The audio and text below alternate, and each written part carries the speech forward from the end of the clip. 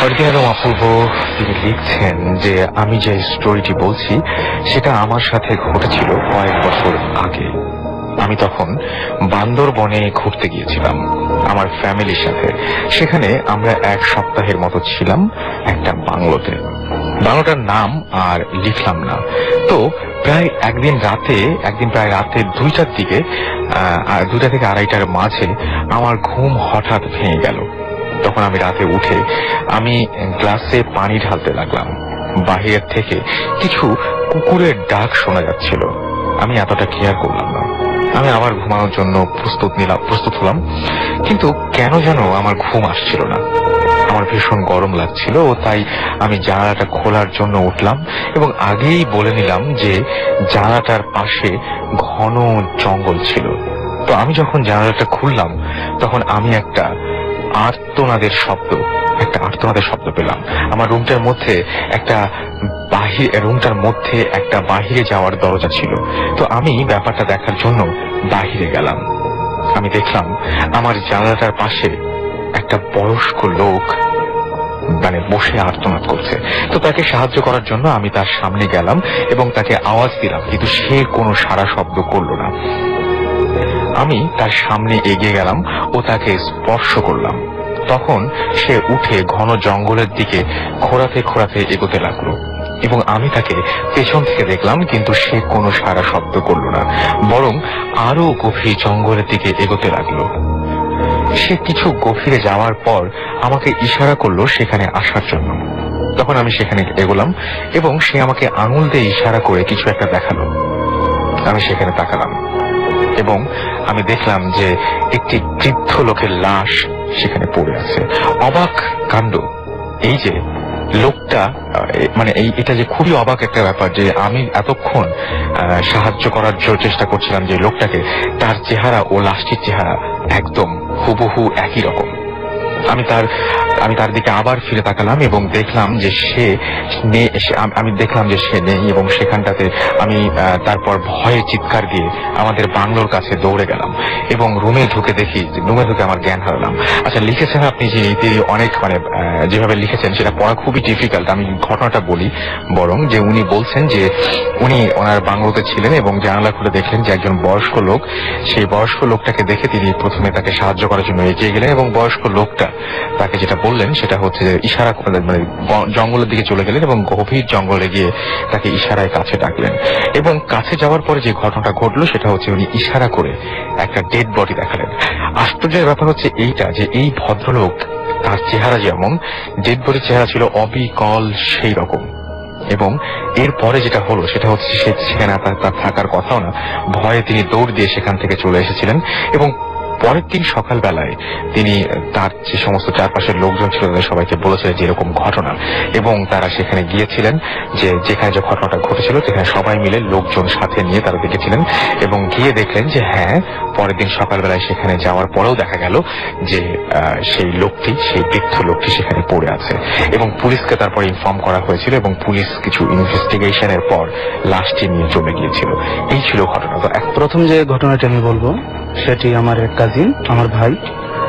উনি একটা সময় যখন কলেজে উঠেন তখন ওনার কিছু পার্সোনাল কারণে বা ব্যক্তিগত প্রয়োজনে ওই কলেজে যে হোস্টেল, সেই হোস্টেলে একটা রুমের বা একটা সিটের প্রয়োজন। কিন্তু উনি যখন দেখলেন কোথাও বা ওই হোস্টেলের কোনো সিট খালি নেই বা কোনো রুম খালি নেই, তখন উনি ভাবলেন যে আমার তো প্রয়োজন এখন কোথায় পাই। হঠাৎ করে একদিন বা একটা সময় ওনার এক ফ্রেন্ড একটা নিউজ দিলেন যে হোস্টেলে একটা রুম আছে, ওই রুমটা বেশ কিছুদিন হলো লক করা বা তালা দেওয়া। উনি জানতে চাইলেন কেন এটা তালা দেওয়া, কেন উনি ততটা আর কি সঠিক তথ্য দিতে পারেনি। তারপর আমার সেই কাজিন গেলেন প্রিন্সিপালের কাছে, গিয়ে বললেন যে স্যার আমার ওই রুমটা লাগবে, এই 31 নাম্বার রুমটা বলে রাখি যে ওই 31 নাম্বার রুমটা আমার প্রয়োজন। তখন প্রিন্সিপাল সাহেব বললেন যে ওই রুমটা তো দেওয়া যাবে না, ওই রুমটা একটু সমস্যা আছে। সমস্যাটা জানতে চাওয়ার পরে উনি সমস্যাটা বলতে চাননি যে কি সমস্যা, তবে একটা সময় বললেন যে ওখানে একটা অনেক বছর আগের কথা, একজন স্টুডেন্ট সেখানে একা থাকতেন। তারপরে 2 দিন হয়ে যায় উনি রুম থেকে বের হয় না, ওর ফ্রেন্ডরা ডাকাটাকি করে, বের হয় না। তারপর সবাই যখন দরজা ভেঙে ভিতরে ঢোকার পর দেখে ওই রুমে যে স্টুডেন্টরা থাকতো ওটা ফ্যানের আংটার সাথে ঝুলে আছে, গলায় রশি বা এই জাতীয় একটা কিছু পেঁচিয়ে। এই জন্য ওই রুমটা আমরা লক করে রেখেছি, কাউকে দিই না। তখন আমার ওই কাজিন, আমার ওই ভাই একটু সাহসী ছিলেন, উনি বললেন যে যেহেতু আমার রুমটা প্রয়োজন, ওটা কোনো ব্যাপার না, আমার ওই রুমটা লাগবে। তারপর প্রিন্সিপাল ওনাকে রুমটা দিয়ে দিলেন এবং দেওয়ার আগে বললেন কোনো সমস্যা যদি হয় তাহলে এটা আমি কিছু জানি না বা এটা রিস্ক আমি নেবো না। উনি বলেন ইটস ওকে। তারপরে দিন যাচ্ছিল, কোনো সমস্যা হয়নি। তবে যেদিনটা মূল ঘটনা ঘটে সেদিনের কথাটা আমি বলছি। আমার ওই ভাই উনি গান গাইতে পছন্দ করতেন, গিটার বাজাতেন। একদিন বিকেলে উনি ওনার রুমে বসে, ওনার মুখোমুখি একটা জানালা, উনি বসে, জানালাটা চাপানো ছিল, ভেজানো ছিল জানালাটা, উনি গান গাচ্ছিলেন। ওই সন্ধ্যার আগার সময়তে, অর্থাৎ বিকাল শেষ পর্যায়ে হঠাৎ করে জানালার একটা পাটা খুলে যায় শব্দ হয়ে। উনি গান গাচ্ছিলেন, উনি গান থামালেন না, উনি তাকালেন সামনের দিকে। তাকিয়ে দেখলেন একটি মধ্যবয়সী একটি মেয়ে, এই 20 থেকে 25 বছরের ভিতরে হবে, একটি মেয়ে দাঁড়িয়ে আছে, তার গায়ে কচু রঙের একটি শাড়ি পরা বা একটি কাপড় পরা। উনি ভাবলেন যে থাকতেই পারে, হয়তো বা গান শুনেছে, শুনে দাঁড়িয়ে শুনছে। কিন্তু হঠাৎ করে ওনার যখন গানের ভিতরেই মনে হলো যেখানে তো কোনো মানুষ আসার কথা নয়, কারণ উনি যে রুমটাতে থাকতেন ওই রুমের যেখানে ওই মেয়েটাকে দেখলেন ওখানে কারো বাড়ি নেই, বা একটা বান্ডারি দেওয়া আছে অনেক উঁচু, আর ওখানে বাঁশের কিছু জঙ্গল বা এরকম ভাঁড়ঝাড় আছে। তখন উনি ভাবলেন এখানে এই মেয়েটা আসবে কোত্থেকে। উনি এটার কোনো কুলকুনারা পেলেন না ভেবে, যাই হোক একটা সময় তো ভুলে গেলেন। কিন্তু সেদিন রাতে যখন রাত 1টা কি 1:30 বা তার কিছু উপরে হবে, তখন উনি গান গাচ্ছেন, উনি অনেক রাত পর্যন্ত প্র্যাকটিস করতেন। হঠাৎ করে যখন নির্জন হয়ে যায়, সব ফ্রেন্ড অন্যান্য রুমে ঘুমিয়ে যায়, তখন ওর জানালায় যে জানালাটা খুলে গেছিল, ওই জানালাটা ঠক ঠক করে শব্দ করছে। ওনার একটা অভ্যাস ছিল যে গানের ভিতরে যদি অনেক কিছু ঘটেও যায় উনি গানটা থামান না, গানটা শেষ করেন এরপরে যান। যাই হোক গান শেষ করার পরে উনি বললেন কে। ওপার থেকে কোনো কথা আসছে না, শুধু বলছে যে জানালাটা খোলো, নিজের পরিচয় দিচ্ছে না।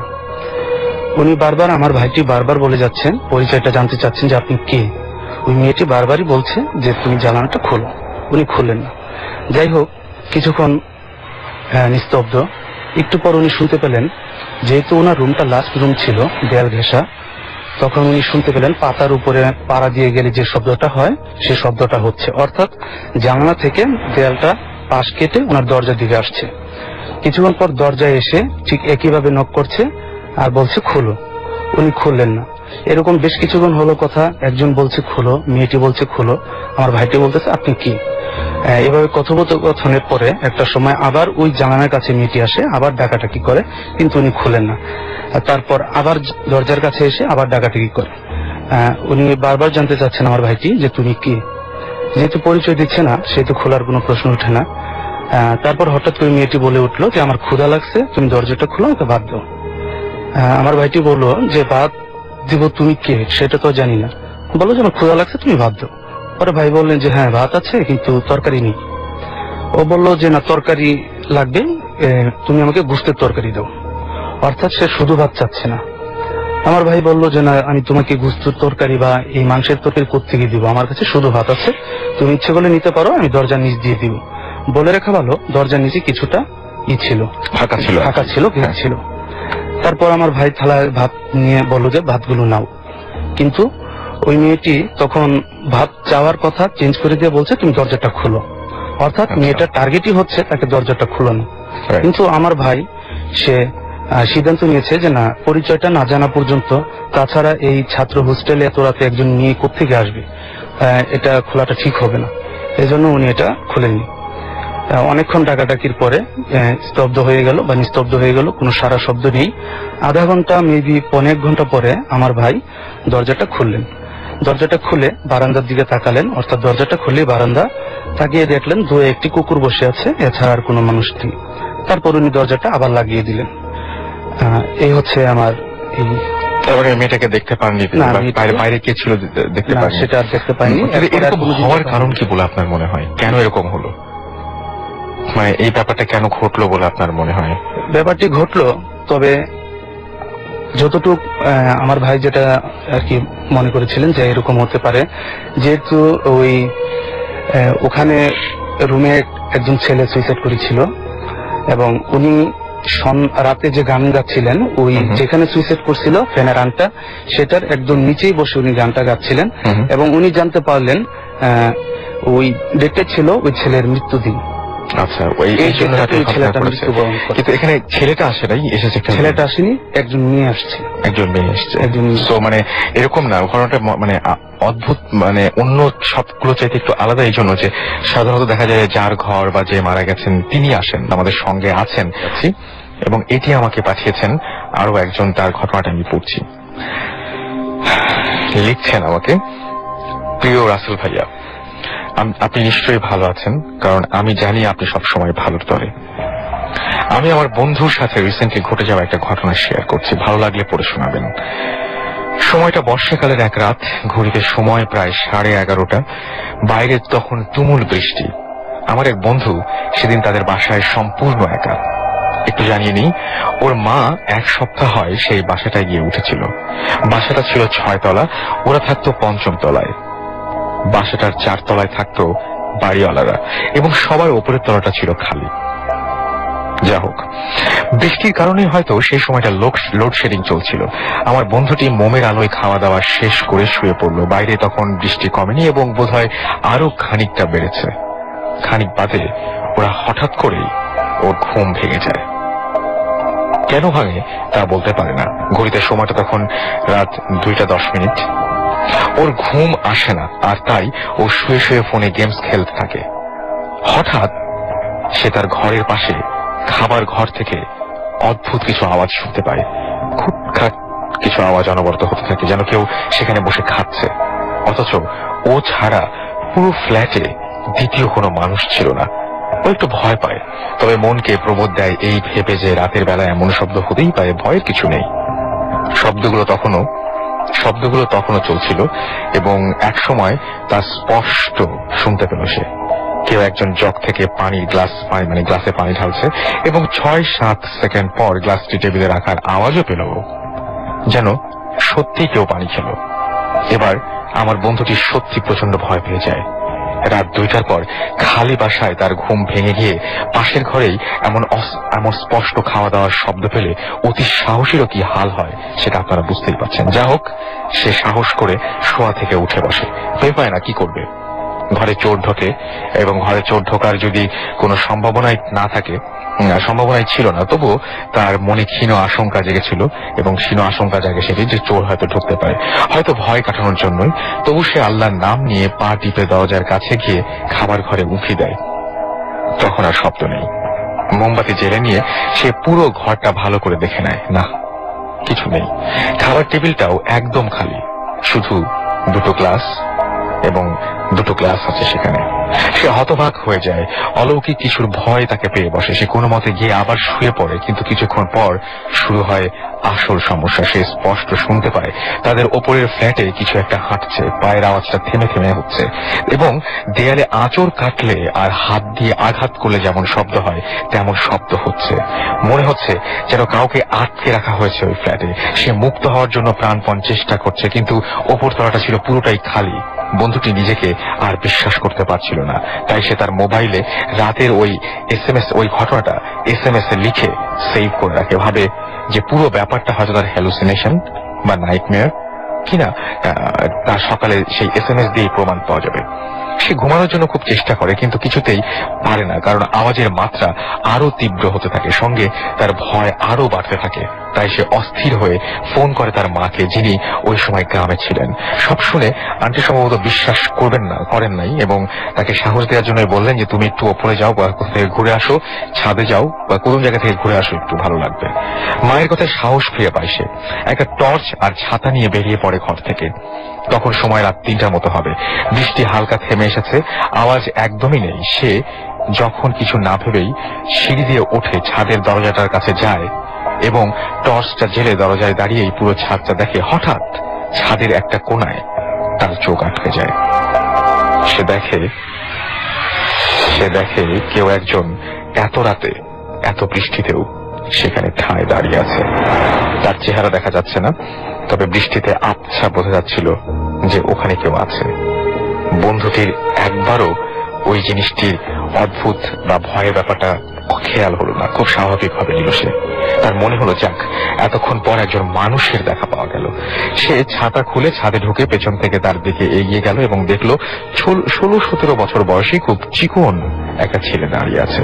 সে দাঁড়িয়ে ছিল বন্ধুটির দিক থেকে উল্টো দিক ঘুরে। তাই চেহারা না দেখা গেলেও বোঝা গেল তার শরীর এবং পরনের সাদা ফতুয়া আর পাজামাটা সম্পূর্ণ ভেজা। সে কোনো নড়াচড়াই করছিল না, এমনকি ছাদে দ্বিতীয় কারো উপস্থিতি পেয়েও না। তাই আমার বন্ধুটি আগ্রহ নিয়ে প্রশ্ন করলো, এই ছেলে, এত রাতে ছাদে উঠে বৃষ্টিতে ভিজছ কেন? কোথায় থাকো তুমি? বন্ধুটি বোধহয় খানিকটা ভয় পেয়ে নার্ভাস হয়েই এত প্রশ্ন জিজ্ঞেস করে বসে, এবং কারণ ততক্ষণে ব্যাপারটা বেশ অস্বাভাবিক সেটা সে বুঝতে শুরু করেছে। ততক্ষণে ছেলেটিও ঘুরে দাঁড়িয়েছে এবং চোখ দুটো ছিল তার কোটরে ঢুকে থাকা, কিন্তু বড় বেশি উজ্জ্বল। মুখটা ছিল রক্তশূন্য, ফ্যাকাশে।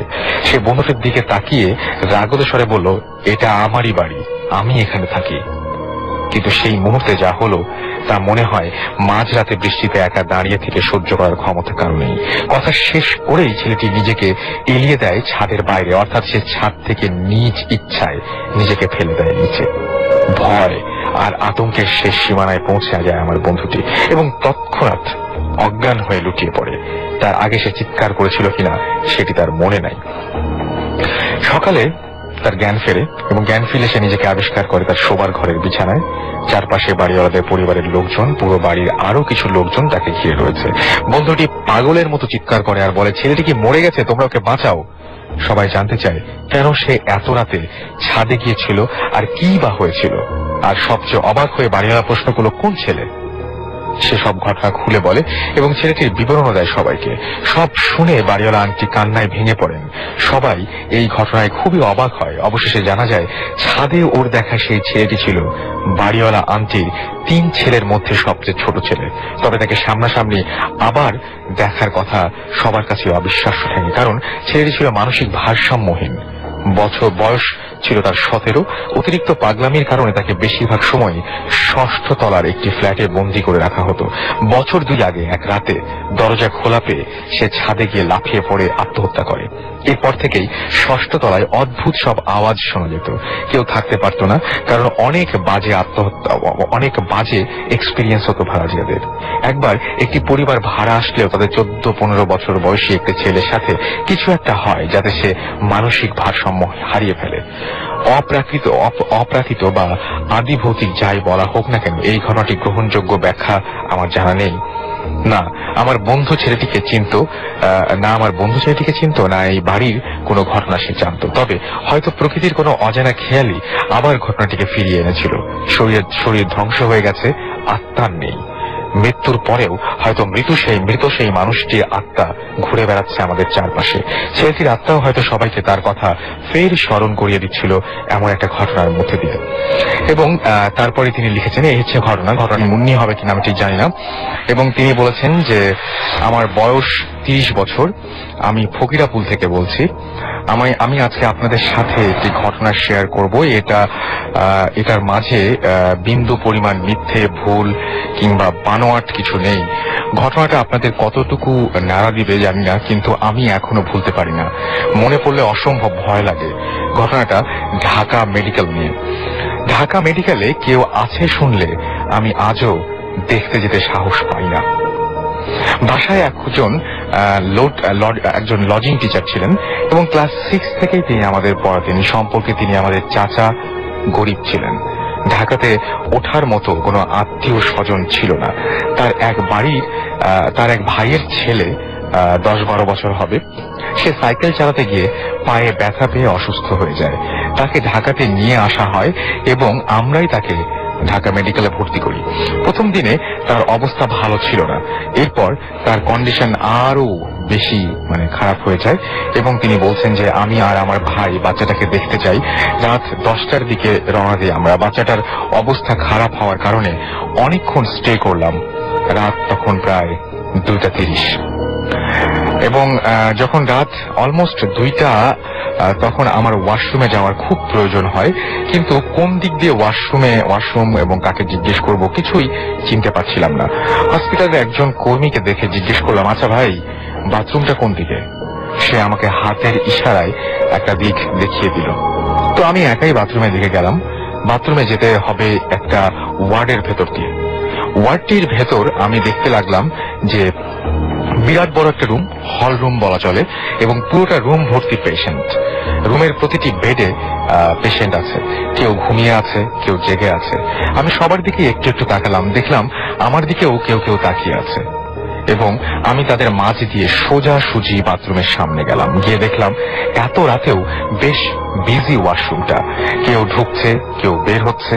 আমি যেতে পারছি না। আমি 3-4 মিনিট ওয়েট করলাম বাইরে দাঁড়িয়ে।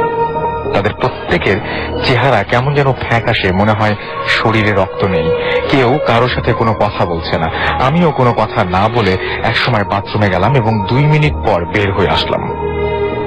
বাইরের দিকে এসে একজন হসপিটালের সুইপারের সাথে আমার দেখা হয়, এবং দেখা হওয়ার পরপরই আমি তাকে জিজ্ঞেস করলাম, এই যে ভাই, এতগুলো পেশেন্ট ঘুমিয়ে আছে, লাইটগুলো জ্বালানো কেন?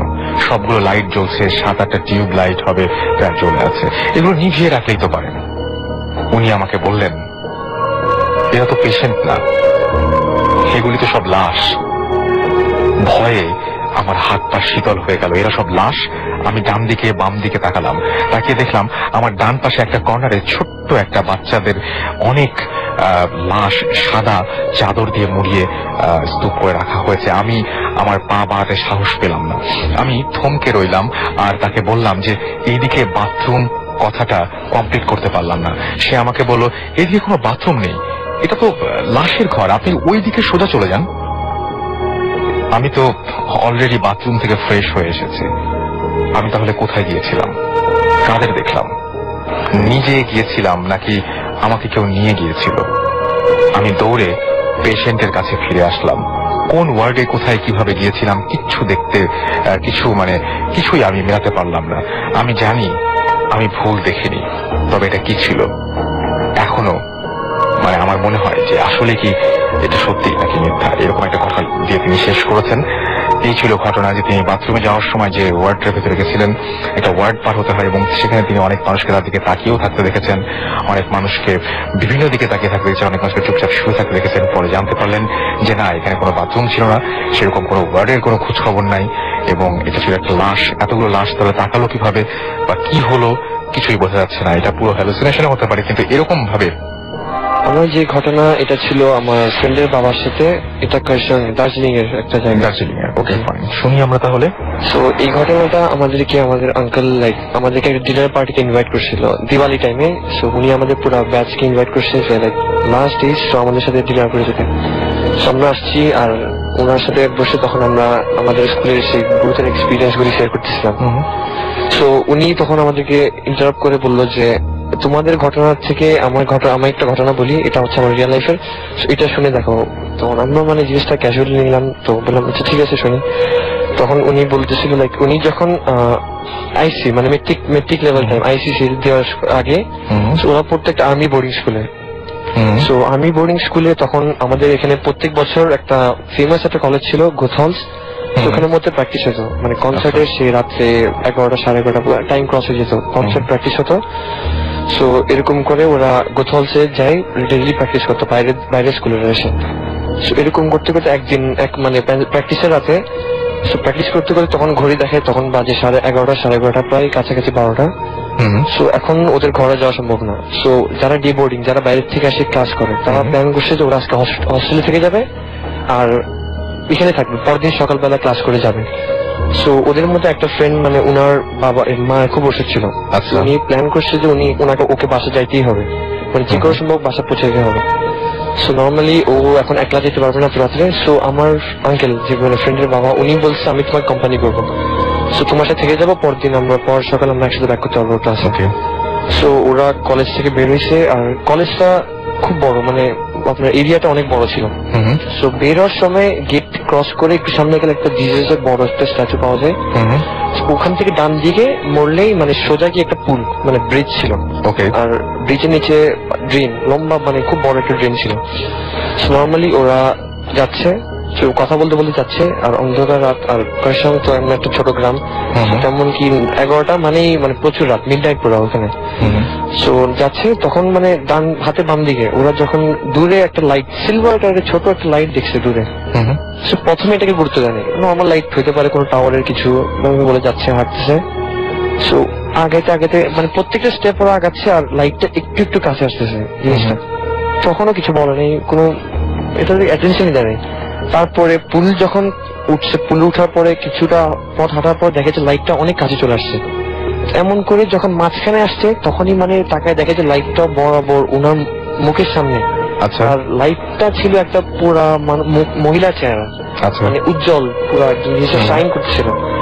এটা দেখে মানে ওরা দৌড়াবে এই টাইমে ওই জিনিসটা ওদের সামনে ছিল, পিছনে এবং চারপাশে ঘিরে দাঁড়িয়েছিল। আচ্ছা এটা দেখে আমার ফ্রেন্ডের আঙ্কেল উনি তো ওখানে ফেন্ট হয়ে গেছে, আর যে ওনার পাশে যে ফ্রেন্ডটা ছিল কিছু না করতে পারে ওখান থেকে লাভ দিয়েছে জিনিসটা। সো ওখানে ফেন্ট হয়ে যাওয়ার পরে কেউ কোনো খবর টবর কিছু পায়নি। সো নেক্সট ডে যখন ফ্রেন্ডরা বের হয়েছে ক্লাস থেকে, বেরোয় দেখে যে ওখানে আমার আঙ্কেল পড়ে আসছিল। ওনাকে গিয়ে ডাক দিছে, জিজ্ঞেস করছে কি হয়েছে। তখন ওনার তো পুরো জ্ঞান হারা। তখন উনি বললো যে কাল রাতে এরকম এরকম ঘটনা ঘটছে, তো আমার ফ্রেন্ড কোথায়। তখন বলছে তোর সাথে বের হয়েছে, আমরা তো জানি না। তখন ওকে মানে ভিতরে নিয়ে আসছে, তখন ও বলছে জিনিসটা এরকম এরকম। তারপর 11টার দিকে খবর পাওয়া গেছে যে লাশটা একদম পুরো ট্রেনের লাশ মাথায় পাওয়া গেছে লাশটা। এরকম করার পর উনি এক সপ্তাহ ক্লাসে আসে নাই, আঙ্কেলটা ঘরে ছিল, সো লিভ নিয়ে পাশে ছিল, সো আসে নাই। তখন মানে জিনিসটা খুব উইয়ার্ড। তো উনি বলতেছে উনি ক্লাসে ব্যাক করবে এখন, আর কতদিন বাসা থাকা যায়, উনি ব্যাক করবে। সো ওনাকে যখন এখনো হস্টেলে যেতে হবে। সো নর্মালি উনি বাসা থেকে বের হয়ে যাচ্ছিল। সো কারসঙ্গে একটা টি গার্ডেন, মানে যে জায়গাটা পুরো সারাউন্ডিং টি গার্ডেন ছিল, উনাকে যাওয়ার জন্য ফুটপাথ মানে মেইন রোড দিয়ে গেলে ওনার অনেক টাইম লাগবে। সো উনি ডিসাইড করছে উনি শর্টকাট দিয়ে তাড়াতাড়ি যাবে ক্লাসে। আমিও ওনার অবস্থা খুব খারাপ ছিল এই সিচুয়েশনটা পরে। সো উনি যাচ্ছিল, সো টি গার্ডেনের রাস্তাটা উঁচা ছিল, মানে হাই লেভেলের। তো উনি টি গার্ডেনের রাস্তা দিয়ে উঠতেছে, আস্তে ধীরে উঠতেছে, এবং কুয়াশা কুয়াশা শীতকাল ওরকম টাইপের যাচ্ছিল। তখনই মানে উনি যখন হাইয়েস্ট পিকে আসছে তখনই ওখানে একটা লোক গাছ নিচে, মানে পুরা তারপরে কিছু নাই, মানে ওনার শুধু নিচের পোর্শনটাতে উনি ক্লোতে ছিল, আর অপর পোর্শন পুরো বের ছিল। উনি এখানে বসেছিল। লাইক তখন মানে জিনিসটা খুব উইয়ার্ড যে উনার মাথাটা দিয়ে উনি মানে মাথাটা নিচু করে উনি হাঁটু ধরে বসেছিল। বসেছিল তখন উনি নেপালিতে জিজ্ঞেস করছে ভাইয়া এখানে কি করতেছেন একলা। তখন প্রথমবার যখন জিজ্ঞেস করছে কিছু বলে না, তখন ওনার গায়ে এভাবে টাচ করে বসছে যে ভাইয়া এখানে। তখন মানে ওনার গাটা ঠান্ডা ছিল। আপনি পারেন নেপালিতে, পারেন নেপালিতে বলেন না, লাইক একদম এক্স্যাক্টলি। তখন উনি বলছিলাম যে এরকম দাদা তুমি লাইক কে এরকম জিজ্ঞেস করছে আর কি। তখন কি হয়েছে আপনার, তখন জিনিসটা কিছু বলে নেই। তো সেকেন্ড বার যখন এভাবে ধাক্কা দিচ্ছে তখনই মানে উনি এইভাবে তাকাইছে, আর উনার চেহারাতে কিছু ছিল না, শুধু উনার দুটা চোখ ছিল, মানে মুখ পোষণ নাক পোষণ ওনার কিছু ছিল না। এটা দেখে উনি দৌড় উনি মেন রোডে এসে উনার দোকানদারের কাছে এসে জিজ্ঞেস করছে, মানে উনি কথাই বলতে পারতেছে না, যে উনি ডাক দিয়ে বলতেছে ওখানে কি। তখন দোকানদারটা বলছে আপনি এই রুটে আসছেন কেন, এই রুটটাই এরকম খারাপ। তো উনি এই রুটটা খারাপ হবে, তো উনি ওনাকে বলছে ডাইরেক্ট আপনি ক্লাসে যান গা, জিনিসটা খুব খারাপ, আপনি মেন রোড দিয়ে যান। উনি মেন রোড দিয়ে ক্লাসে ব্যাক করছে। তো জিনিসটা ওনার মা বাবাকে জানানোর কথা, উনি বলছে ওনার মা বাবাকে জানাবে। আচ্ছা এখন ওয়েট করছে জানাবে করে আলসেমি করে করেনি। ওনাদের হস্টেল ছিল 2 স্টোরি বিল্ডিং, মানে উপরে 10টা রুম নিচে 10টা রুম, আর প্রত্যেকটা রুমে 2 জন করে থাকতো। আর ওয়ার্ডেন ছিল তো ওয়ার্ডেন সার্ভিসে। সো উনি থাকতো উপরতলার রুমে। সো রাত্রেবেলা যখন উনি ঘুমাইতে গেছে, আর ওনার ওই দিনের সিচুয়েশন মানে পুলিশ সিচুয়েশনটা পরে ওনার ঘুমিয়ে হতো না, মানে মাঝে রাতে ঘুম ভেঙে যেত, মানে এটা রেগুলার ছিল। সো তারপরে এরকম করে যখন উনি ঘুমাইতে গেছে ওই দিন রাত্রেবেলা, সো নর্মালি উনি ঘুম 2টা 2:30 এরকম করে ভেঙে যেত, এটা মাঝখানে টাইমে ভেঙে যেত। যখন এই টাইমে যখন উনি ঘুম ভাঙছে একবার, তখন মানে রেগুলারলি উনি নিচে উডেন সারফেস আওয়াজগুলো শুনতো, মানে ঠক ঠক করে কিছু হাঁটতেছে, প্রত্যেক রুমে যাচ্ছে, এরকম করে মানে ফিল করতো উপর থেকে যে জিনিসটা সাউন্ডটা এই রুমে যাচ্ছে ওই রুমে যাচ্ছে, তুমি ফিল করতো। তো উনি চুপচাপ মানে যেরকম ভাবে মুখে কম্বল টম্বল দিয়ে ঘুমানোর চেষ্টা করতো। সো এরকম করে যখন তৃতীয় দিন মানে উনি এভাবে ঘুম ভাঙছে উঠছে, তখন আওয়াজটা নর্মালি এভাবে যাচ্ছে, এখান এই রুম থেকে এই রুম, সামনে ছিল পাকঘর। সো জিনিসটা সাউন্ডটা পাকঘরে গেছে। তো পাকঘরের যেই সেলফ গুলি ছিল ওই চামচগুলি ধরছে, উনি ফিল করতেছে সব আওয়াজগুলি পাচ্ছে। তো ফিল আস্তে আস্তে সিঁড়িতে উঠতেছে জিনিসটা, সাউন্ডটা সিঁড়িতে উঠে ওনার দরজার সামনে এসে দাঁড়াইছে কিছুক্ষণ। মানে উনি ফিল করতে, উনি তখন কম্বলটা উঠায় ওনার মুখের মধ্যে মানে চাপাই দিয়েছিল, দেখবে না। উনি এখন শুইতেও পারতেছে না, উনি মানে বসার পজিশনে মানে কম্বলটা মানে ওনার মুখে উড়াল ছিল। তো তারপরে কিছুক্ষণ পরেই মানে দরজাটা আস্তে করে খোলা আওয়াজ পাইছে, জিনিসটা ফুটস্টেপসটা আস্তে আস্তে ওনার কাছে আসছে। আসার পরে কিছুক্ষণ পরে মানে ওনার যে গায়ে ফিলিংটা আসছে যে একটা ঠান্ডা জিনিস, হেরি জিনিস ওনার গাটা ছুঁইতেছে, মানে উনি এটা পাওয়ার সাথে সাথে ওদিকে ফেন্ট হয়ে গেছে।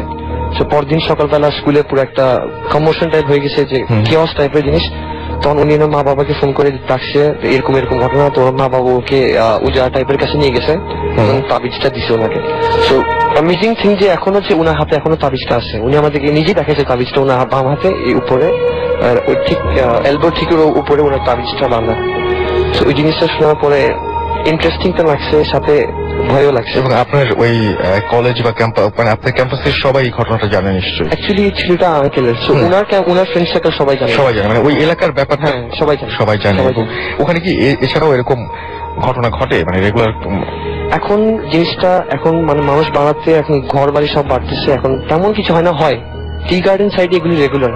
এইসব দিনের বেলাও দেখে অনেকে, জিপ টানে, কেউ লিফট খুঁজে, এটা রেগুলার। দিনের বেলাতে কেউ লিফট? দিনের বেলা মানে এরকম অনেক, এই জন্য ড্রাইভাররা এখন একটা শর্টকাট রুট বের করছে, মানে ওদিকে যায় লং ওয়ে, যেটা মেন। মানে ড্রাইভার শুধু রাতে না, মানে দিনের বেলাতেও এই ধরনের পরিস্থিতির সম্মুখীন হয়। অবশ্যই। এবং ছেলে মেয়ে জেগেও হতে পারে যে দাঁড়িয়ে লিফট যাচ্ছে।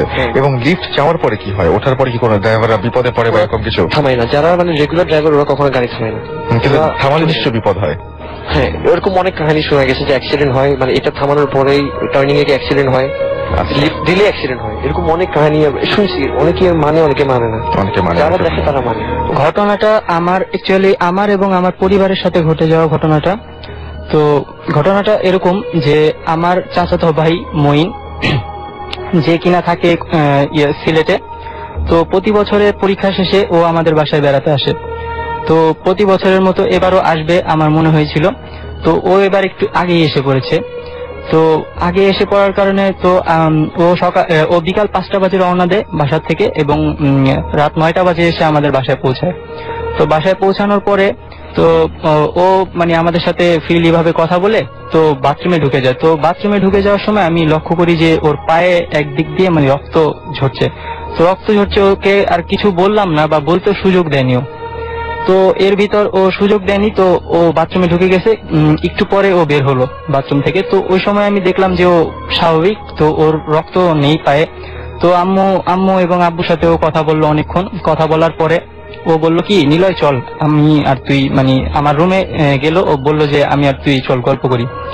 তো আমার রুমে গিয়ে বললো, মানে ও অনেকক্ষণ মানে কথা বলার পরে বললো যে নিলয়, তোর যদি কোনো সমস্যা না হয় তাহলে তুই ঘরের লাইটটা অফ করে দে।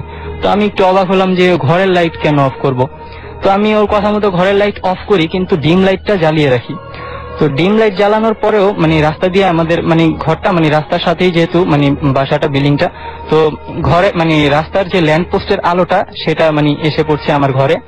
তো আমি ওকে মানে ল্যাম্প পোস্টের আলো অনেক মানে মানে অনেক মানে প্রখর হওয়ার কারণে মানে আমার ঘরটা মানে প্রায় আলোতে পরিপূর্ণ মানে দেখতে পাই আমি। তো ও মানে ও পুরা চুপচাপ থাকে। তো ও অনেক চঞ্চল প্রকৃতির মানুষ, কিন্তু ও চুপচাপ থাকে। আমার মানে একটু অন্যরকম লাগে যে ও চুপচাপ কেন।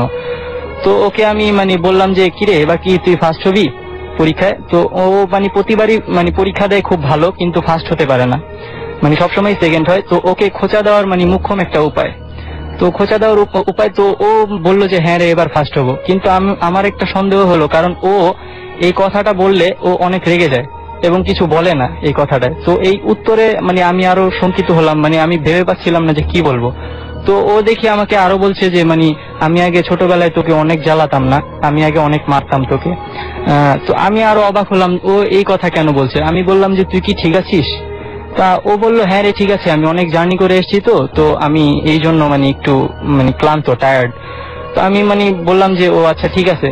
তো এইটা বলার পরে মানে একটু পরে মানে আমার আম্মু এসে ঢুকলো ঘরে। তো ঘরে ঢোকার পরে বললো যে কিরে, লাইট অফ কেন, আর মঈন কোথায়? তো আমি বললাম যে মঈন তো আমার পাশেই, তুমি দেখতে পাচ্ছ না? এটা বলে মানে মঈনের দিকে তাকালাম, দেখলাম যে যেই খাটটায় মঈন শুয়েছিল মানে বসেছিল সেই খাটে মানে শূন্য, কিছু নেই। তো খাটটা ফাঁকা। তো আমি এটা দেখার সাথে সাথে মানে অজ্ঞান হয়ে পড়ে যাই। তো এর ভিতর আম্মু আমাকে হাসপাতালে নিয়ে যায়। তো হাসপাতালে নেওয়ার পরে তো মানে আমি অজ্ঞান অবস্থায় মানে পরের দিন আমার জ্ঞান ফিরে। তো এরপরে আমি মানে অনেক দিন মানে একটু অপ্রস্তুত ভাবে ছিলাম। তো এরপরে আমি যেটা জানতে পারি তো আমার মানে অজ্ঞান হওয়ার কিছুক্ষণ পরে আমার চাচা মানে আমার আম্মুকে কল দেয়, মানে মেজো চাচা কল দেওয়ার পরে জানতে পারা যায় যে ও যে বাসটিতে আসছিল, মানে মঈন যে বাসটিতে আসছিল ওইটা অ্যাক্সিডেন্ট করছে এবং ওর পায়ে মানে একটা রড ঢুকে গেছিল, মানে A4 থেকে O4 হয়ে গেছিল পায়ের ভিতরে রড। তো মানে অনেক মানে আশঙ্কাজনক একটা অবস্থা। তো ডাক্তার বলছে যে ও বাঁচবে কিনা সন্দেহ। তো কিছুক্ষণ পর কথা বলার পরে তো কিছুক্ষণ পরে আবার আম্মুর কাছে কল আসছে যে আমার চাচাতো ভাই আর নাই। তো আমি এখনো আমার চাচাতো ভাইকে অনেক মিস করি। তার কাছে সরাসরি চলে যাই। হ্যালো লিসেনার্স, আমি আসিফ, আমি শান্তিনগর থেকে এসেছি। ওকে, প্রথমে রাসেল ভাইকে থ্যাঙ্কস আমাকে আমন্ত্রণ জানানোর জন্য। আচ্ছা, প্রথম আমি যে ঘটনাটা শেয়ার করব, এটা ঠিক আমার সাথে আরো 5 জন ছিল, মানে আমরা 4 ফ্রেন্ড আর 2 মামা মিলে আমরা গত বছর নভেম্বরে ঈদের পরে আমরা বান্দরবনে নাফাকুম ঝর্ণা দেখতে যাচ্ছি। এটা প্ল্যান করছি। তো আমরা বাসে না যেয়ে আমার এক ফ্রেন্ডের গাড়ি নিয়ে যাই, কারণ আমার ওই ফ্রেন্ডের আব্বা আর্মিতে ছিলেন। তো ওখানে বান্দরবন যেহেতু আর্মিদের এলাকা, এই কারণে ওখানে আমাদের কোনো গাড়ি নিয়ে ঘুরতে সমস্যা হবে না, তো সেই কারণে। তো ওই যে ফ্রেন্ডের গাড়ি নিয়ে যাচ্ছি, তো আমরা ঢাকা চিটাগাং রোডে রাত্রে তখন 1:30 থেকে 2টা বাজে। এই সময় হঠাৎ করে ঢাকা চিটাগাং রোডে আমাদের গাড়িটা নষ্ট হয়ে যায়। তো আমাদের যে ফ্রেন্ডের গাড়ি নিয়ে গেলাম, তো ওর আবার নিজের গ্যারেজ আছে, তো এই কারণে ওর নিজেই গাড়িটা আধা ঘন্টার মধ্যে ঠিক করে ফেলে। তো ঠিক করে ফেলার পরে আমরা আবার রওনা দিই। রওনা দেওয়ার ঠিক 20 মিনিট পরে আমরা একটা বাজার পার হই। বাজার পার হওয়ার পরেই আমরা যে রাস্তা দিয়ে যাচ্ছি, তারপরে হঠাৎ করে দেখুন যে মানে রাস্তাটা খুব শূন্য, গাড়ি আমাদের 80 থেকে 90 মাইল স্পিডে যাচ্ছে। তো এই অবস্থায় হঠাৎ করে একটা মেয়ে আমাদের সামনে চলে আসে। এখন আমরা যে স্পিডে গাড়িতে যাচ্ছি, তা আমরা ওই মেয়েটার উপর দিয়ে গাড়ি চালিয়ে যাই। তো মানে তখন আমরা গাড়িতে সবাই খুব ঝাঁকুনি খাই। তো পেছনে ঘুমাচ্ছিল, আমি নিজে জিনিসটা দেখছি যে একটা মেয়ে সামনে চলে আসছে, আর যে চালাচ্ছিল আমার ফ্রেন্ডটা ও দেখছে। দেখার পরে তো আমরা গাড়িটার সাথে থামাই দিই, যে একটা অ্যাক্সিডেন্ট। তো আমরা গাড়ি থেকে নামি, তো ঝাঁকুনিতে সবাই জেগে গেছে। তো সবাই নামার পরে হঠাৎ আমরা পেছনে যাই, পেছনে গিয়ে দেখি যে ওখানে লাশ নাই, কোনো লাশ নাই। ওখানে একটা কুকুর মরে পড়েছে, কালো কুকুর মরে পড়েছে। তো আমরা ব্যাপারটা খুব উইয়ার্ড মনে হয়, যে ব্যাপারটা আসলে আপনার সামনে দিকে একটা মেয়ে এবং তার উপর দিয়ে যাওয়ার পরে গাড়িটা আপনি অ্যাক্সিডেন্ট হয়েছে আমরা দেখলাম, পরে দেখলেন যে একটা কুকুর মরে পড়ে রয়েছে। আচ্ছা, তো এরপরে তো আমাদের মধ্যে ভয়টা একটু মানে কাজ করতেছিল, আবার একদিকে আমরা একটু রিল্যাক্স হয়েছি যে না, আমরা তাহলে কোনো অ্যাক্সিডেন্ট করি নাই। রাইট। তো এরপরে আমরা যাচ্ছি, যাওয়ার পরে আমরা চিটাগাং পার হয়েছি। চিটাগাং পার হয়ে যাওয়ার পরে আমরা বান্দরবনের রোডে উঠছি। তো এই সময় আমার ফ্রেন্ড বলতেছে যে তুই এবার ড্রাইভ কর। তো আমি ড্রাইভ সিটে বসলাম, ড্রাইভ করতেছি। তো বান্দরবনের রোড গুলো অনেক বাঁকা, মানে আঁকা বাঁকা প্রচুর এবং উঁচু নিচু। তো এই বাঘ থেকেও অপর পাশে বাঘ দেখা যায় না, এমন অবস্থা। তো আমি ড্রাইভ করতেছি, তো একটা অনেক বাঁকানো মোড় নিতেছিলাম। তো নেওয়ার সময় হঠাৎ করে অপর সাইড থেকে দেখি যে মানে একটা ঝলসানো আলো আমার মানে আসতেছে, এবং আইসা আমার ঠিক গাড়ির ফ্রন্ট গ্লাসের উপর দিয়ে চলে যায়। তো আমি ফার্স্ট মনে করছি যে হয়তো ওই পাশ থেকে কোনো বাস আসতেছে। তো আমি সাথে সাথে ব্রেক করি, কিন্তু মানে ব্যাপারটা হওয়ার কথা না, কারণ বান্দরবনের রাত্রে ওইটা তখন 3:30 বাজে। হওয়ার কথা না এই কারণে যে বান্দরবনের রোডে ঢাকা থেকে মাত্র 5 থেকে 6টা বাস যায়, আর ওখান থেকে 10-11টার মধ্যে সবগুলা বাস ব্যাক করে। সুতরাং অপর সাইড থেকে কোনো বাস আসার কথা না। তো এই ঘটনায় আমরা 6 জনই ভয় পাই, কারণ বান্দরবনের রোডটা এত সুন্দর যে সবাই জেগেছিল এবং সবাই দেখতেছিল। তো গাড়ি ব্রেক করার পর সবাই দেখে, মানে আলো ঘটনাটা সবাই দেখছে। তো এরপরে আমাদের সাথে আর কোনো ঘটনা ঘটে, আমরা সেফলি বান্দরবন পৌঁছাই। ওই দিনই আমরা বিকালে থানচি চলে যাই। তো পরের দিন আমরা রেমাকড়িতে যাই, আমাদের সেনাবাহিনী যে ওখানে বিডিআর যারা আছে তাদের ওখানে গাড়ি রেখে। তো আমরা রেমাকড়িতে চলে যাই, নাফাকুম ঝর্ণা দেখে আমরা সেই রেমাকড়িতে থাকতেছি। তো এই বলে রাখা ভালো যে থানচির পরে ওখানে আর স্বাস্থ্যসম্মত কোনো টয়লেট নাই। তো রেমাকড়িতে রেমাকড়ি 4 কোনা বাজারের পরে মানে বাজারের একটা কোনা দিয়ে একটা ব্রিজ আছে, তো ব্রিজ পার হয়েই জঙ্গল। তো ওখানে টয়লেটের কাজ সারার জন্য বেশিরভাগই ওই জঙ্গলই ইউজ করে। তো রাত্রে 8টার মধ্যে রেমাকড়ি বাজার বন্ধ হয়ে যায়।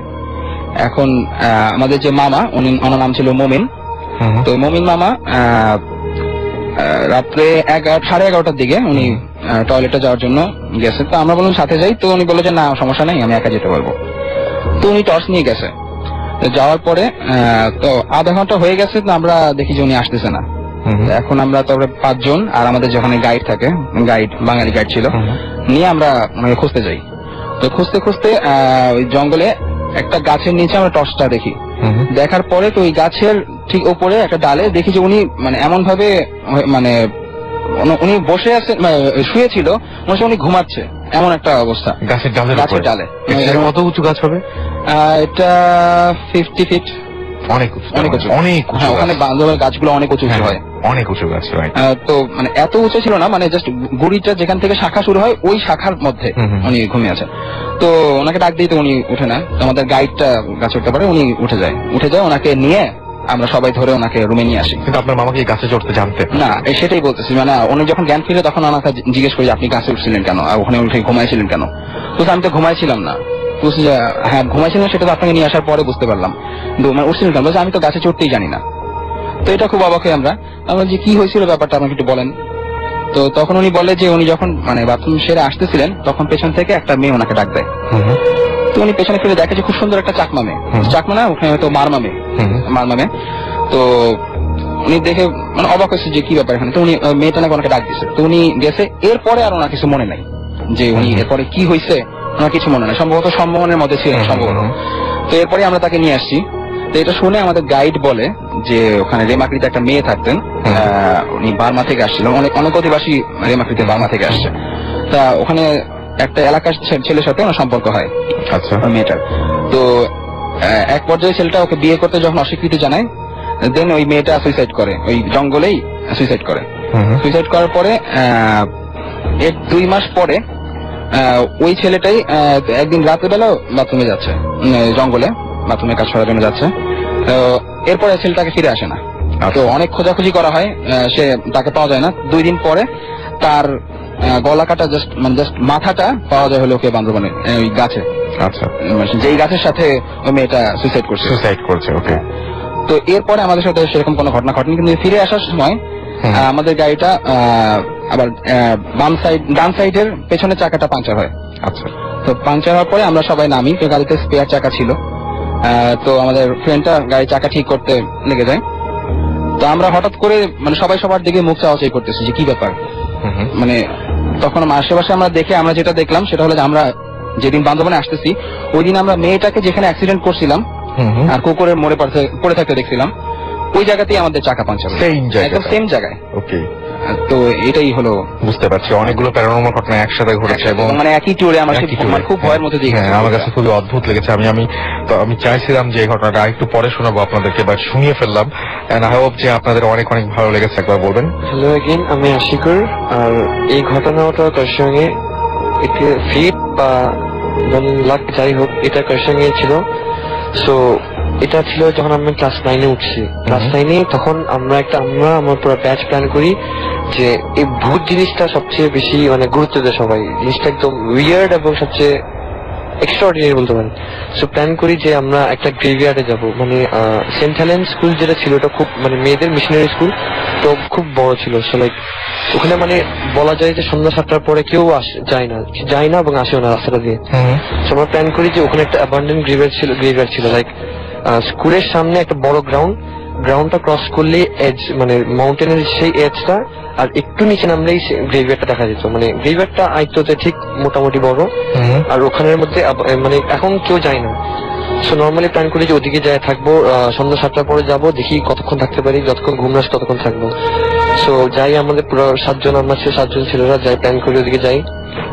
সো ঢুকার আগে আমরা আমাদের যা যা লাগবে, খানা, টর্চ, যা যা লাগবে, মানে যা যা লাগার জিনিস, প্রয়োজনীয় জিনিস আমরা সব নিয়ে যাই।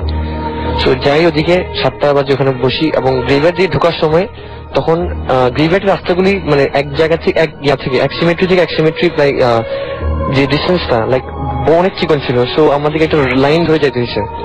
সো আমি ছিলাম প্রথমে, আর তারপর আমার ফ্রেন্ডরা ফলো। আর লাস্টে থাকলে মানে ভয়টা লাগে যে পিছন দিয়ে কেউ হাত দিয়ে ধরে, ওরকম ভয়টা লাগে।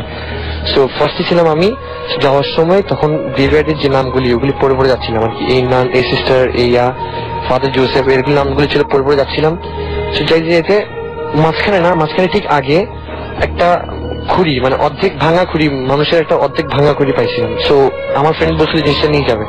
সো ওকে বললাম যে না, জিনিসটা ধরিস না, কিছু একটা হতে পারে, এগুলি ধরা ভালো না, এগুলি কি আনপিওর হতে পারে জিনিসগুলি, ধরিস না। সো আমরা রাইট টার্ন নিয়ে আমরা ঠিক এই যে জায়গা এজের মধ্যে একটা স্পট ছিল বসার জন্য, তো ওদিকে গিয়ে বসলাম। তো প্ল্যান করলাম যতক্ষণ পর্যন্ত কিছু না এদিকে বসি, তারপরে গিয়ে একটা রাউন্ড টাউন্ড মারা আসার পরে তো বসি 7টা, তখন বাজে 7:30 ওরকম কিছু কাছাকাছি। তো ওখান থেকে মানে পুরো কার্শিয়াং পুরো টাউনটা ভিউ দেখা যায়, মানে স্মল ছোট ছোট লাইট গুলি, ঘরের লাইট গুলি, পুরো হিলের মধ্যে ছোট ছোট লাইট গুলি দেখা যাচ্ছে। জিনিসটা অনেকে ফোন নিয়ে কথা বলতেছে, অনেকে যে যার কামে ব্যস্ত, সব বসেছিলাম ওদিকে। সো এভাবে করে করে পুরো 9টার দিকে পুরো কার্শিয়াং লাইট, পুরো লাইট গুলো বন্ধ, শুধু একটা দুটা লাইট দেখা যাচ্ছে উপর থেকে। সো বসেছিলাম। সো হঠাৎ করে মানে এই জিনিসটা কেউ মানে কোনো ধ্যানই জানি, হঠাৎ করে গড়ানো শব্দ পাইছি আর কি আমরা, মানে গড়ানো কিছু একটা গড়ায় গেছে। So এটা শুনে তখন আমার ফ্রেন্ড বলে যে শুরু হয়েছে, চল ভিতরে যাই। সো আমরা বলি প্ল্যান করি না, একটু পরে যাই, জিনিসটা একটু গভীর হোক তারপরে যাবো। না বলছি চল চল, এখন বেশি দেরি করলে আপনি এখন বোরিং লাগতেছে, এখন ঘুম আসতেছে। সো উঠি, তো সবাই লাইন ধরে যাওয়া শুরু করি। সো লাস্টে ছিল আমার ফ্রেন্ড থাইল্যান্ড থেকে ড্যাং, ও সবার লাস্টে ছিল। সো ও ফোনে কথা বলতেছিল আর আমরা যাচ্ছিলাম। সো যাইতে যাইতে ও চিল্লাচ্ছে এই লাইটটাতে, মানে লাইটটাতে কাকে বসে শুনি নাই। তো আমরা পরপর নামগুলো পড়ে যাচ্ছিলাম, সো আবার চিল্লেছে লাইটটাতে। তখন মানে আমার কাছে ছিল লাইটটা, তখন আমি চিন্তা করছি কার সাথে কথা বলতেছে। সে পিছনে ঘুরছে, থেমে মানে পিছনে ঘুরে দেখি চল, পিছন থেকে আমরা হাত বাড়ায় বলছে লাইটটা দে। তখন আমি ওকে বলি যে কার থেকে লাইট খুঁজছিস, তখন ও বলে যে আমার পিছনে কে, তোর পিছনে কেউ নাই। তখন মানে ও একটু ভয় পায়, মানে চুপ আমাদের দিকে তাকে দৌড়ায় আসে, এসে বলে যে আমার পিছনে কেউ ছিল। আমি বলছি ফাইজলামি করছ, তোর পিছনে কেউ ছিল না। তখন ও বলেছে না, আমি পায়ে হাঁটার সময় আমার পায়ে এসে বাড়িও খেয়েছি আমি। জিনিসটা বসে সব বাদ দে, ওগুলো বাদ দে, হাট সামনে চল। তো যাচ্ছিলাম সামনে যাই যেতে, তখনই মানে এই টার্নিংটা যেখানে আমরা খুঁড়িটা পাইছিলাম, তো ওদিকে যাই দেখি যে খুঁড়িটা নাই। তখন আমার ফ্রেন্ডের দিকে তাকে হাসিটা দিচ্ছি, তখন হাসি দিয়ে বলি যে এই খুঁড়িটা লড়ছে না, মানে জিনিসটা আমি যোগ করে বলছি যে সিরিয়াসলি বলিনি এই খুঁড়িটা লড়ছে না। তখন ফ্রেন্ড বলে যে ফাইজলামি করিস না, হইতে পারে খুঁড়িটাই লড়ছে। বলছি ফাইন আছে, যাই হোক। তখন দাঁড়াইছিলাম, চিন্তা করছিলাম নেক্সট স্টেপটা কি করবো, আমরা কেমন ব্যাক যাবো নাকি আবার ফেরত যাবো দিকে। তো এই দাঁড়াইছিলাম, আমাদের ঠিক 3 হাত দূরে একটা সিমেট্রি ছিল, এই সিমেট্রির সামনে উপর পোর্শনটা ভাঙা। ওদিকে ক্লিয়ারলি বোঝা যাচ্ছিল যে একটা ডার্ক শ্যাডো না ফিগার টাইপের, ক্লিয়ারলি বোঝা যাচ্ছে ডার্ক ফিগার বসে আছে। আচ্ছা, তো আমার ফ্রেন্ড আমাকে ধাক্কা দিয়ে বলে যে ওটা কি দেখছস? তখন আমি মানে কই, আমি বলছি কই, চুপ আসতে সামনে দেখ, সামনে তোর হাতের বাম কর্নারের সামনে দেখ। তো সামনে তাকায় দেখি যে ফিগার, ডার্ক ফিগার, মানে হেজি ছিল, ট্রান্সক্লুশন ছিল, মানে জিনিসটা একটু লক্ষ্য করলে বোঝা যায়। তো আমি সবাইকে বললাম চুপ চুপ চুপ করে বললাম সামনে দেখ। তো সামনে জিনিসটা দেখছি, এখন আমাদের সবারই মানে যে জিনিসটা এখন যা ভয় টয় মানে সব বাড়া শুরু করছে, এখন কি যাবো গা নাকি থাকবো। তখন আমার ফ্রেন্ডরা বলে যে দাঁড়া, লড়িস না, এখানে চুপচাপ দাঁড়ায় থাক। দাঁড়াইছিলাম। তো আমরা যখন সবাই জিনিসটা দিকে দেখতেছিলাম, ক্লিয়ারলি বোঝা যাচ্ছিল যে জিনিসটা আস্তে আস্তে ফেড হয়ে যাচ্ছে, আমাদের চোখের সামনে জিনিসটা ফেড হয়ে গেছে। তখন বললাম যে না থাক, জায়গা এখন বহুত হয়ে যাচ্ছে গা। তখন ফ্রেন্ড বলছে না দাঁড়া, এত টাইম নষ্ট করছি, এত দূরে আসছি, একটু দেখেই যাবো, আর এগুলি কিছু না, এগুলি বললে কিছু হবে না, একটু দাঁড়ায় থাক আর একটু দেখি। এরকম দেখার সাথে সাথে তখন বলছি তাহলে এভাবে দেখে দাঁড়ায় না থেকে সামনে চল, সামনে সবাই একটা রাউন্ড মেরে চলে যায়, হবে যা হবে হবে, না হলে নাই। তো হাঁটা শুরু করি, তখনই মানে ওই একই জিনিসটা যেটা আমার আঙ্কেল এক্সপিরিয়েন্স করেছে ফার্স্ট কাহিনীতে, ওই সিলভার লাইটটা আমার চোখে পড়ছে প্রথমে, পড়ার সাথে সাথে আমি ইউ টার্ন মেরে বলেছি চল চলে যাই। This track was downloaded from FusionBD.com. কেন বাইরে, তারপরে বলতেছে যে সবে চলে যাই, তখন সবাই পছন্দ না থাক না, না বাদ দিয়ে চল চল চল, ধাক্কা দিয়ে ওদেরকে সামনে নিয়ে গেছি এন্ট্রেন্সে, মানে গ্রেভের এন্ট্রেন্সে আমরা আসছি। তখনই মানে দাঁড়াইছি, বসে কি হয়েছে, তখনই পিছন থেকে মানে এটা সবাই শুনছি ক্লিয়ারলি যে একটা 35 to 40 মাঝখানে যে বুড়া মানে মিড এজের মানুষ একটা সার্কাস্টিক স্মাইল, মানে জোক, মানে আমাদেরকে ফান হয়েছে ওরকম একটা করে একটা স্মাইল দিছে। এটা শুনে মানে শোনার সাথে সাথে সবাই এক দূরে গ্রাউন্ড ক্রস করে গেটে আসছি। তারপরে কেউ কথা বলতেছিল চুপচাপ, সময় একদম নিজের যে এনার্জিটা ব্যাক করার পরে তখন আমি জিজ্ঞেস করছি কি রে কেউ করছস? তো বলছে না আমি করিনি। সবাই প্রমিস কাটে বললো না কেউ করে নাই। তখন হয়েছে বহুত এক্সপিরিয়েন্স হয়েছে, চল সাড়ে চল হস্টেলে, মানে টার্ন নিয়ে সুন্দর করে হস্টেলে চলে আসছে। সেই ছিল ঘটনা। দ্বিতীয় ঘটনাটা শুরু করছি। এই ঘটনাটা আমার এক আঙ্কেলের জীবনে ঘটেছিল। 80-র দশকের কথা হবে। তখন ঢাকা টু ময়মনসিংহ এই ভাইরাস রাস্তা ছিল না, বাস চলাচল ততটা সহজ ছিল না। আমার আঙ্কেলের গ্রামের বাড়ি ছিল শেরপুর জেলা। ওনাকে ওখানে যেতে গেলে ঢাকা কমলাপুর থেকে জামালপুর জেলার নান্দিনা নামক একটা স্টেশন আছে, রেলওয়ে স্টেশন, সেখানে ওনাকে নামতে হতো। এমন একদিন অবস্থায়, বলে রাখা ভালো উনি ঢাকাতে চাকরি করতেন, পুলিশে চাকরি করতেন। একদিন উনি রওনা দিতে দিতে সন্ধ্যার পার হয়ে যায়। তখন ট্রেন এত যাতায়াত ভালো ছিল না, ইন্টারসিটি যাকে বলে এতটা সহজ ছিল না, ওনাকে লোকাল ট্রেনে উঠতে হয়। রাত তখন আনুমানিক 11টা থেকে 12টা বাজবে। নান্দিনা স্টেশনে একটা ট্রেন এসে থামে, আর সেটাই থাকে সাধারণত লাস্ট ট্রেন। এরপর আর কোনো ট্রেন থাকে না সেদিন। আর ওনাকে যেতে হতো নান্দিনা থেকে ব্রহ্মপুত্র নদে, ফেরি ঘাট আছে একটা, ওপারে যেতে হয় নৌকা দিয়ে। সেখানে একটি ফেরি থাকতো, লাস্ট ফেরি। ট্রেনটা আসার পর যে যাত্রীরা আসে তারা উঠবে, এরপর আর কোনো নৌকা পাওয়া যায় না। যাই হোক, উনি ঘাটে গেলেন, একটি নৌকা পেলেন, নৌকাতে উঠলেন। পাশাপাশি ওনার সাথে যারা ট্রেন দিয়ে আসছেন তারা উঠলেন। ওনার সাথে বেশি লোকজন হবে না, এই তো 6 থেকে 7 জন হবে। আর নৌকা পার হওয়ার পরে সবাই একসাথে হাঁটলেন। যেহেতু 80 দশকের কথা, তখন যাতায়াত ব্যবস্থা এতটা ভালো ছিল না, ওনাকে হেঁটে হেঁটে যেতে হচ্ছে। আর রাতটা ছিল আধা পূর্ণিমা, অল্প অল্প আলো ছিল। আর হাঁটতে হাঁটতে যখন ওনারা যাচ্ছেন একজন একজন করে করে, একটা সময় আমার আঙ্কেল একা হয়ে গেলেন, অর্থাৎ অন্য যারা ছিল তাদের বাড়ি ঘরে ওনারা চলে গেছেন। তারপর আমার আঙ্কেল যাচ্ছেন, হেঁটে হেঁটে যাচ্ছেন, ওনার পরিচিত রাস্তা, এর আগেও উনি বহুবার এই রাস্তা দিয়ে গিয়েছেন। এমন অবস্থায় উনি হঠাৎ দেখতে পেলেন ওনার সামনে দিয়ে একটি সাদা বিড়াল হেঁটে আসছে। উনি এটাকে স্বাভাবিকভাবেই নিলেন। তাছাড়া ওনার জীবনে এই ধরনের এই অশরীরী ঘটনা বা ভৌতিক ঘটনা ঘটেছে, এই জন্য উনি এগুলো অনেকটা অভ্যস্ত। উনি এই বিড়াল আসাটাকে আমলে নিলেন না, কিন্তু উনি পরক্ষণে দেখতে পেলেন বিড়ালটা ওনার পাশ কেটে গিয়ে ওনার ডান পাশে এসে ওনার দিকে তাকিয়ে আছে, আর উনি হাঁটছে, বিড়ালটাও হাঁটছে। কিছুক্ষণ পর উনি তাকিয়ে দেখলেন বিড়ালটা নেই, পিছনে ফিরে দেখলেন কিছু নেই, আর ওই বিড়ালটাও নেই। এর কিছুক্ষণ পর উনি হাঁটছেন, কিন্তু আরেকটি ঘটনা ঘটলো। তখন আর বিড়াল নয়, একটি কুকুর। কুকুরটা ওই বিড়ালটার মতোই হেঁটে আসছে। ওই বিড়ালটার মতোই ওনার পাশ কেটে চলে গেল কুকুরটা। কিছুক্ষণ পরে দেখা গেল ওনার ডান পাশে এসে বিড়ালটার মতোই করছে, ওনার দিকে তাকিয়ে আছে, উনিও হাঁটছে, কুকুরও হাঁটছে। এটা চলে গেল। কিছুক্ষণ পর উনি আবার তাকালেন পিছনে, দেখলেন কুকুর নেই বা বিড়াল নেই। এভাবে চলতে থাকলো, উনি হাঁটছেন। একটা সময় দেখলেন ওনার বাম পাশে ছিল ধানি জমি, তখন ধান ছিল না, জমিগুলো ছিল। ওই জমি থেকে রাস্তা পার হয়ে কিছু মহিষ, কালো মহিষ, যারা গ্রামে থাকেন তারা চিনে থাকবেন, ওই মহিষগুলো রাস্তা ক্রস করে চলে যাচ্ছে। একটা, দুইটা, তিনটা, এরকম করে একটা সময় দেখলেন অনেকগুলো মহিষ পার হয়ে গেল। এর কিছুক্ষণ পর যখন মহিষ শেষ হয়ে গেল, কিছুক্ষণ পর দেখতে পেলেন যে ওই শুকর, বেশ কিছু শুকর, ওগুলো হেঁটে যাচ্ছে, পার হচ্ছে। আবার ওই মহিষগুলোর মতোই একটা, দুইটা, অনেকগুলো পার হয়ে গেল। কিন্তু উনি তাতেও ঘাবড়ালেন না, যেহেতু আগে বলেছি উনি এগুলোতে অভ্যস্ত ছিলেন। এর বেশ কিছুক্ষণ পর এই দুইটা ঘোড়া ওনার দিকে টকবগিয়ে দৌড়িয়ে আসতেছে। এবারও ওনার সামনে এসে ওনার বাম পাশ কেটে চলে গেল, কিন্তু ওই বিড়াল আর কুকুরের মতো ওনার দিকে তাকালেন না।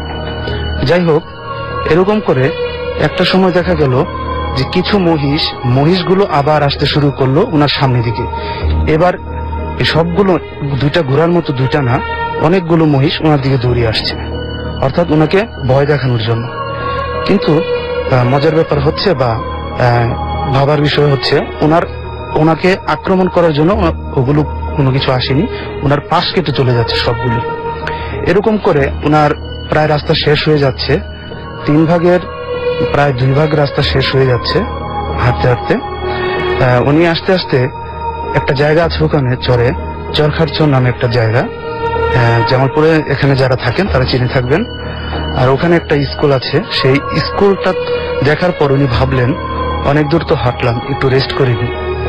এরপর উনি স্কুলের বারান্দায় গেলেন, গিয়ে দেখলেন সেখানে কিছু বেঞ্চ আছে, ছাত্রছাত্রী যেখানে বসে, ওই বেঞ্চগুলোতে বারান্দায় থাকে, ওগুলোতে উনি বসলেন। এরপরে পাশে তাকিয়ে দেখলেন একটি চৌকির উপর একটি মানুষ কাঁথামুড়িতে শুয়ে আছে। উনি ভাবলেন হয়তো দারোয়ান বা নাইট গার্ড যিনি আছেন উনি শুয়ে আছেন।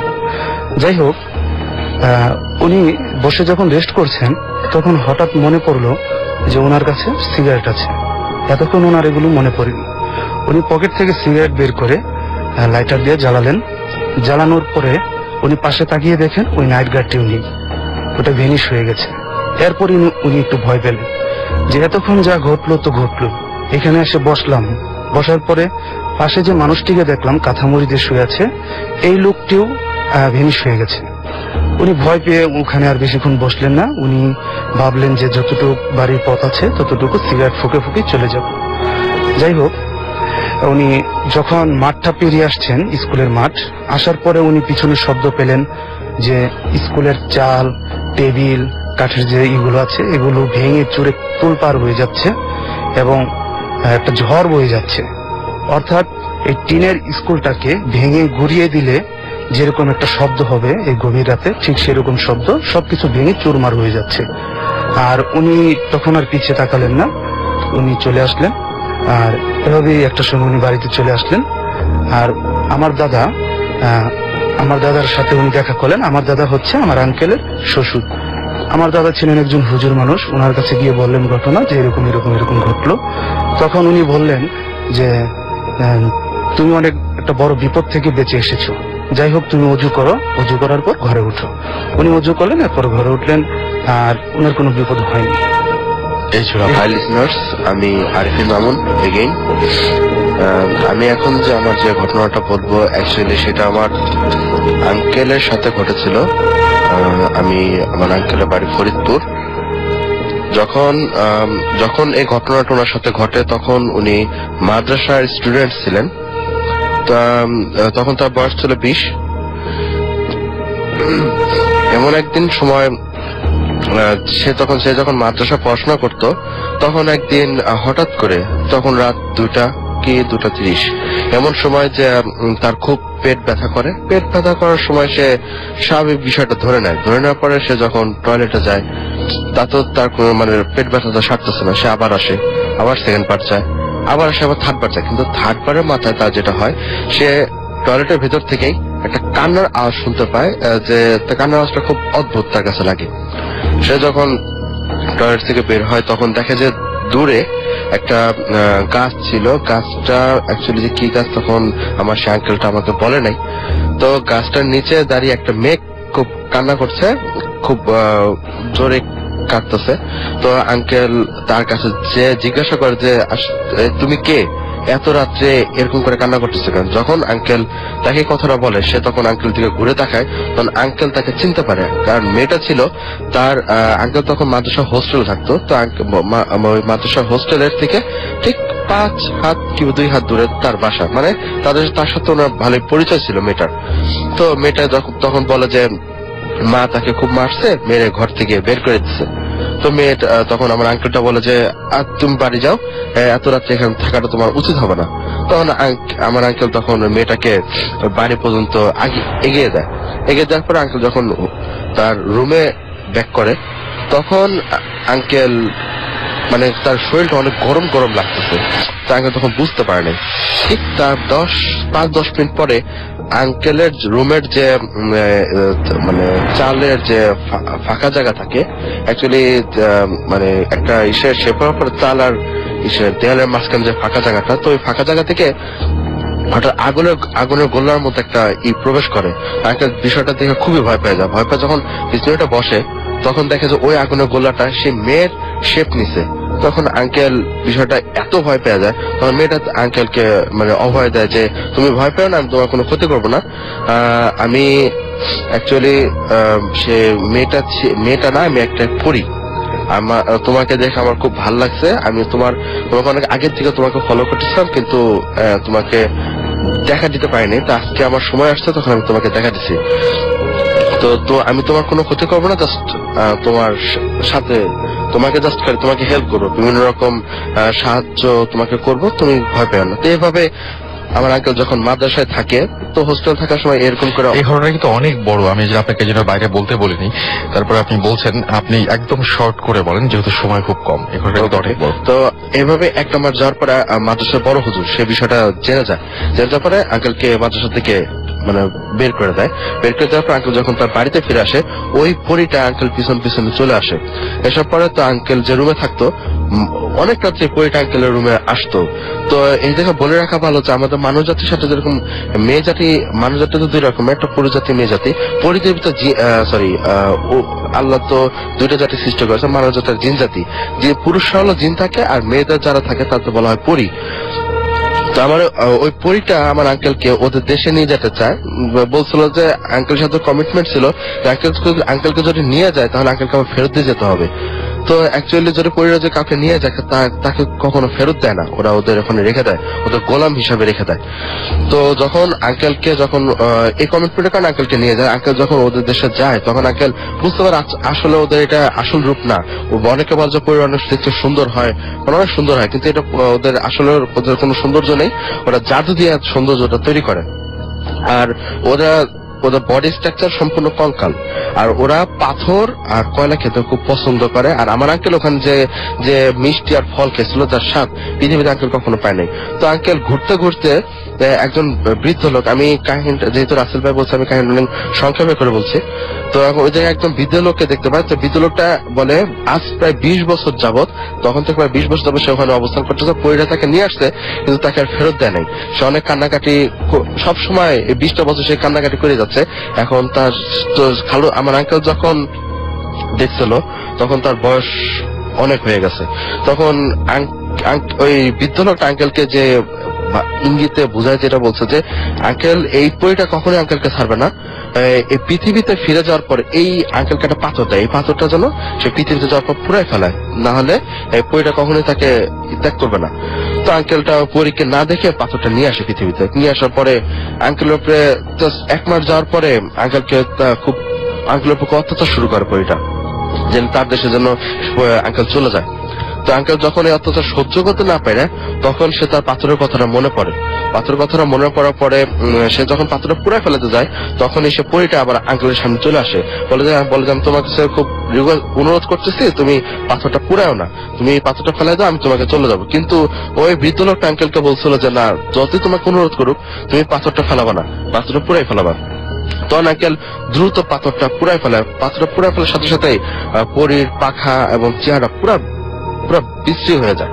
আচ্ছা, এরপরেও কি তারপরে হচ্ছে পরীটা তার সঙ্গে ছিল বা এখনো পর্যন্ত আছে? এখনো পর্যন্ত আছে। এখন খালুদ ওর থেকে প্রোটেক্টেড পাওয়ার জন্য বড় হুজুরের কাছে যায়, অনেক বড় হুজুর, খুব পাওয়ারফুল। তো আঙ্কেলের বাম হাতের মাসুলের যে বড় হাড়ের সাথে একটা হুজুরের তাবিজ বেঁধে দেয়, মানে এরকম ভাবে জাস্ট আঙ্গুলে টাচ করার সাথে সাথে মাসুলটা ফাঁকা হয়ে যায়। ফাঁকাটা হওয়ার সাথে সাথে ওই হুজুর বলে যে এটা তোমার প্রোটেক্টিভের জন্য তোমার এখানে বেঁধে দিলাম, তুমি যখন মৃত্যুবরণ করার পরও এটা তোমার সাথে থাকবে, এটা কখনো তোমার ওই অঙ্গ থেকে যখন না ছুটে পড়ে এর জন্য হাড়ের সাথে বেঁধে দেয়। কিন্তু কোনো ব্লিডিং হয় নাই, কোনো কিচ্ছু হয়নি। এখনো আমার এই আঙ্কেলের মিড এজ, তা এই কারণে আঙ্কেলের স্কিনটা অনেক লুজ হয়ে গেছে। আমি যদি এখন তো ধরি, এখনো অনেক বড় একটা তাবিজ তার হাতের মাসুলের সাথে এখনো পাওয়া যায়। আর আমার খালু এখন ওই পরীটার অস্তিত্ব অনুভব করে, কিন্তু তার বিভৎস চেহারা। হ্যালো লিসেনার্স, আমি প্রতীক ব্র্যাক ইউনিভার্সিটিতে পড়ছি এবং বিজয়নগর থেকে আমি এখানে এসেছি। আমার ঘটনাটা বান্দরবনের ভার্সিটি থেকে আমরা 16-17 জন একটা ট্যুরে গিয়েছিলাম বান্দরবনে। তো ওখানে যে আমরা একটা গভর্নমেন্ট রেস্ট হাউসে ছিলাম কিছুদিন। তো ওদিন থেকেই আমি লক্ষ্য করলাম যে নিচে একটি কবর ছিল। তো আমরা ফ্রেন্ডরা এমনি ট্রুথ অ্যান্ড ডেয়ার খেলতে যাই, আমাকে ডেয়ার দেওয়া হলো যে তুমি কবরে 5 মিনিট অথবা 10 মিনিট এরকম ছিল টাইমটা, যে তুমি স্টে করবা। তো ছোটবেলা থেকে আমার এসবে মানে ভয় ভীতি কম ছিল। তো আমি ওখানে ছিলাম। কিছুক্ষণ টাইম স্পেন্ড করার পরে যেটা লক্ষ্য করলাম যে ওখানকার দারোয়ান আমার দিকে আসছে এবং বলছে যে এখানে থাকবেন না, চলে যান। আমি বললাম যে কেন, কোনো সমস্যা হবে? বললো যে সমস্যা না, কিন্তু এই কবর মানুষটা নেই। বললাম যে মানুষটা নেই বলতে কিরকম? বললো যে বাবু এখানে থাকবেন না, চলে যান। তো আমি পরে ওখানে চলে এসেছি। তো রাত্রেবেলা যখন আমরা ঘুমানোর প্রস্তুতি নিচ্ছিলাম, তো বেডের সংখ্যা কম ছিল। আমি আর আমার একটা ফ্রেন্ড ফ্লোরিং করে শুয়েছিলাম, আর পাশে আমাদের ফ্রেন্ডের বেড ছিল। তো লাস্ট সিনারিটা ছিল যে আমি গেটটা বন্ধ করে লাইটটা অফ করছি এবং গেটটা খুলে কবরটা দেখা যেত। তো হঠাৎ যখন আমি মানে রাত্রে আবছা ঘুম আসতেছে ওই অবস্থায়, হঠাৎ আমি লক্ষ্য করলাম যে আমার হাতের উপর একটা বড় হাত পড়েছে এবং সেই কবরের ডিরেকশনের দিকে আমাকে সে টেনে নিয়ে যাচ্ছে। তো আমি ঠিক বুঝতেছিলাম না যে এটা ড্রিম নাকি রিয়েলিটি। তো আমি চোখ বন্ধ করে আমি মানে নিজেকে ছাড়ানোর চেষ্টা করতেছিলাম। তো অনেকক্ষণ এরকম হলো এবং প্রায় সে আমাকে ড্র্যাগ করে অনেক দূর নিয়ে গেছে। তো এমন সময় আমার ফ্রেন্ড যে পাশে শুয়েছিল সে হঠাৎ আমার উপরে হাত দিল। তো আমি লক্ষ্য করলাম যে আমার হাত ছেড়ে দিয়ে তাকে টেনে নিয়ে যাচ্ছে। তো এরকম একটা অবস্থায় হঠাৎ দেখলাম যে রুমের লাইট জ্বলে উঠলো। তো পাশে যে আমার ফ্রেন্ডটা শোয়া ছিল সে বললো যে তোদের কি হয়েছে, তোরা এরকম কেন করছিস? তাই আমি বললাম যে তুই আমাদের সাথে কেন দুষ্টামি করতেছিস, এই রাত্রে হাত ধরে কেন টানাটানি করছিস? বলছে না, আমি তো তোদের গঙ্গানির আওয়াজ পেলাম, তোদের কি হয়েছে এটা জানতে আমি লাইটটা অন করেছি। তো এই ছিল মোটামুটি কাহিনী।